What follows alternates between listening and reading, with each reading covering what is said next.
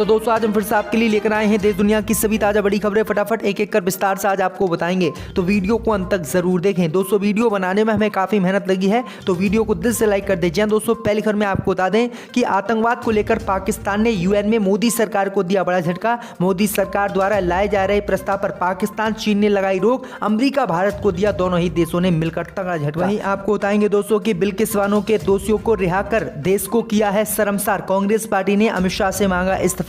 वहीं आपको बताएंगे दोस्तों कि नरेश टिकैत ने योगी सरकार और यूपी पुलिस को दी खुलेआम धमकी। बोले पुलिस चौकियों पर ट्रैक्टर ट्राली रोके गए तो किसान भर देंगे पुलिस के अंदर भूसा। वहीं आपको बताएंगे दोस्तों कि कांग्रेस के अध्यक्ष पद को लेकर आज खत्म होगा सस्पेंस। आज आएगा कांग्रेस पार्टी के अध्यक्ष पद के चुनाव का नतीजा। वहीं आपको बताएंगे दोस्तों कि नागरिकता संशोधन कानून के नियम बनाने के लिए मोदी सरकार ने फिर से मांगा और समय। अब 7वीं बार बढ़ाई जा चुकी है CAA कानून की समय सीमा।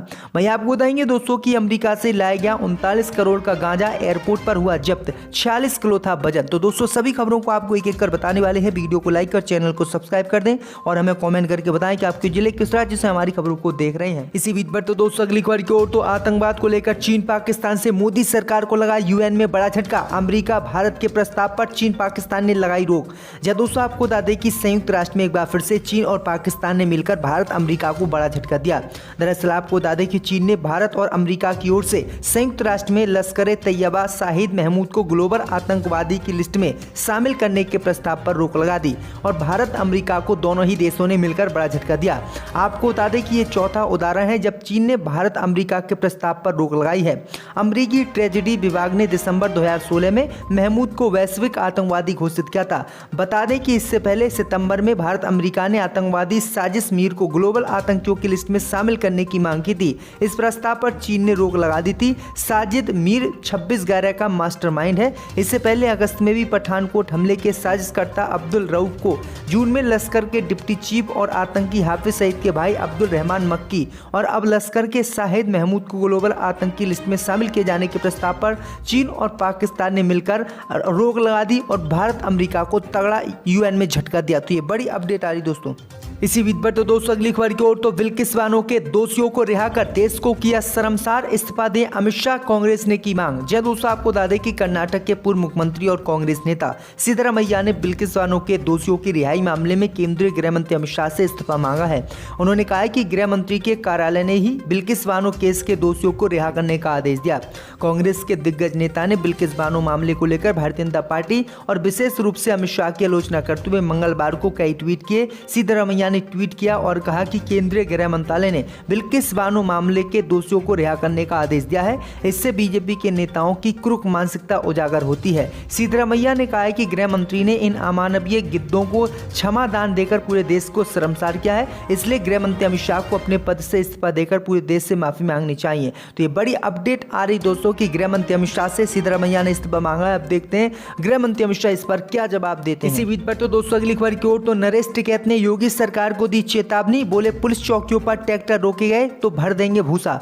जब दोस्तों आपको बता दें कि भारतीय किसान यूनियन के नेता नरेश टिकैत ने मंगलवार को बागपत कलेक्टर पहुंचे। यहां उन्होंने किसानों की पंचायत को संबोधित किया। इस दौरान टिकैत पुलिस प्रशासन और प्रधानमंत्री मोदी पर जमकर अपनी भड़ास निकालते हुए नजर आए। नरेश टिकैत ने ट्रैक्टर रोके जाने को लेकर पुलिस प्रशासन पर निशाना साधा और धमकी देते हुए कहा कि अगर पुलिस चौकियों पर किसानों के ट्रैक्टरों को रोकने की कोशिश की गई तो वहां भूसा भर दिया जाएगा। यही नहीं, उन्होंने प्रधानमंत्री मोदी पर भी जोरदार हमला बोला और उन्हें झूठा तक बता दिया। इसी बीच पर तो दोस्तों अगली खबर की ओर, तो कांग्रेस के अध्यक्ष को लेकर आज खत्म होगा सस्पेंस। खगड़े या थतुर में से एक संभालेगा कांग्रेस की कमान। जब दोस्तों आपको बता दें कि कांग्रेस पार्टी को आज अपना नया अध्यक्ष मिलेगा। आज अध्यक्ष पद के लिए हुए चुनाव की मतगणना होगी, जिसके बाद 24 साल बाद गांधी परिवार के बाहर कोई नेता देश की सबसे पुरानी पार्टी का अध्यक्ष बनेगा। मतगणना सुबह 10 बजे से शुरू हो चुकी है। मतगणना के लिए सभी तैयारियां पूरी कांग्रेस ने कर ली थी। देश के सभी मतदान केंद्रों से मतपेटियां कांग्रेस मुख्यालय लाई गई हैं और इन्हें स्ट्रांग रूम में रखा गया है। मतगणना के मौके पर अध्यक्ष पद के दोनों उम्मीदवारों के एजेंटों के अलावा उनके समर्थक भी कांग्रेस मुख्यालय पहुंचेंगे। कांग्रेस की अंतरिम अध्यक्ष सोनिया गांधी, पूर्व प्रधानमंत्री मनमोहन सिंह, कांग्रेस के पूर्व अध्यक्ष राहुल गांधी और कई अन्य वरिष्ठ नेता समेत करीब 9,500 डेलीगेट ने सोमवार को पार्टी के नए अध्यक्ष के लिए मतदान किया था। तो ये बड़ी अपडेट आई दोस्तों। देखते हैं कि इस चुनाव में खगड़े जीतते हैं या फिर थतुर। इसी बीच पर तो दोस्तों अगली खबर की ओर तो गुजरात सरकार के हलफनामे पर महुआ मोइत्रा ने उठाए 3 सवाल, पूछा 4 साल की क्यों दी गई पैरोल। या दोस्तों आपको बता दें कि बिल्किस बानो रेप केस में 11 दोषियों की रिहाई और फिर गुजरात सरकार के सुप्रीम कोर्ट में दाखिल हलफनामे पर सांसद महुआ मोइत्रा ने 3 सवाल उठाए हैं। गुजरात सरकार ने कहा था कि केंद्रीय गृह मंत्रालय ने इस साल जुलाई में 11 दोषियों को छूट देने को मंजूरी दी थी, जबकि उनकी रिहाई के प्रस्ताव का सीबीआई पुलिस अधीक्षक विशेष अपराध शाखा मुंबई और विशेष सिविल जज ने विरोध किया था। टीएमसी सांसद महुआ मोइत्रा ने गुजरात सरकार के फैसले की निंदा करते हुए कहा है कि भारतीय पहली बार देखा जा सकता है कि कैसे और किसने 11 बलात्कारियों और हत्यारों को समय से पहले मुक्त होने की अनुमति दी। उन्होंने कहा कि इन 11 दोषियों की रिहाई के लिए सीबीआई के विशेष न्यायाधीश ने भी सहमति नहीं दी, फिर भी आखिरकार इन लोगों ने क्यों इनको छोड़ा। भाई आपको बता दें कि सांसद महुआ मोइत्रा ने इस मामले पर 3 सवाल उठाए हैं। उन्होंने पहला सवाल किया है कि केंद्र और गुजरात ने सीबीआई और अदालतों को दरकिनार किया है। दूसरा सवाल उन्होंने किया है कि केंद्र ने मामले के हिसाब से जाने के बजाय सभी 11 को बल्क रेमिशन क्लियरेंस क्यों दिया। तीसरा सवाल उन्होंने किया है कि प्रत्येक दोषी को 4 साल के लिए जो है पैरोल क्यों दी गई है। आखिरकार इन्होंने रेप किया था और सब कुछ ठीक पाया गया था, उसके बाद भी इन आरोपियों को क्यों छोड़ा गया था। अब यही सवाल बीजेपी से लगातार विपक्ष के नेता पूछ रहे हैं। इसी बीच पर तो दोस्तों अगली खबर की ओर तो नागरिकता संशोधन कानून को लेकर गृह मंत्रालय को फिर मिला विस्तार, 7 बार बढ़ाई जा चुकी है समय सीमा। जब दोस्तों आपको बता दें कि केंद्र सरकार को नागरिकता संशोधन अधिनियम 2019 के प्रावधानों को तैयार करने के लिए एक बार फिर से समय दिया गया है। ये 7वीं बार ऐसा हुआ है जब गृह मंत्रालय को अतिरिक्त समय दिया गया है। राज्यसभा और लोकसभा में अधीनस्थ विधान संबंधी संसदीय समितियों ने एक बार फिर से अतिरिक्त समय नागरिकता संशोधन कानून को लेकर मोदी सरकार को दिया है। राज्यसभा ने गृह मंत्रालय को 31 दिसंबर 2022 तक, जबकि लोकसभा ने 9 जनवरी 2023 तक का समय अब दिया है।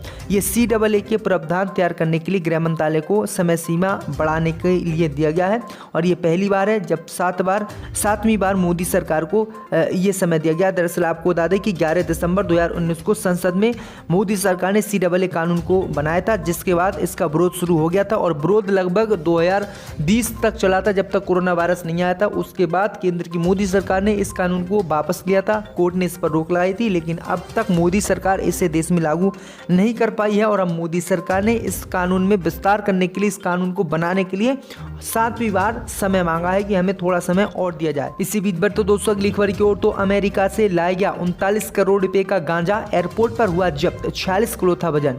जब दोस्तों आपको बता दें कि DRI की मुंबई जोनल यूनिट ने मंगलवार को एक अंतर्राष्ट्रीय ड्रग रैकेट का पर्दाफाश किया है। अमेरिका से लाए गए 39.5 करोड़ रुपए का गांजा मुंबई के एयर कार्गो परिसर में पकड़ा गया है।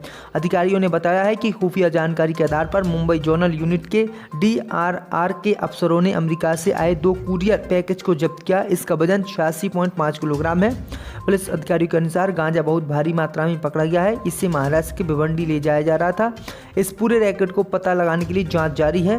INS के अनुसार असम राइफल के जवानों ने मंगलवार को मिजोरम में लगभग 31 करोड़ रुपए की 92.550 नशीली गोलियां जब्त की थी। इसी के बाद ये ड्रग्स रैकेट का खुलासा हुआ। तो ये बड़ी अपडेट आई। इसी बीच पर तो दोस्तों अगली खबर की ओर तो हिमाचल प्रदेश में कांग्रेस ने 46 प्रत्याशियों की पहली सूची की जारी।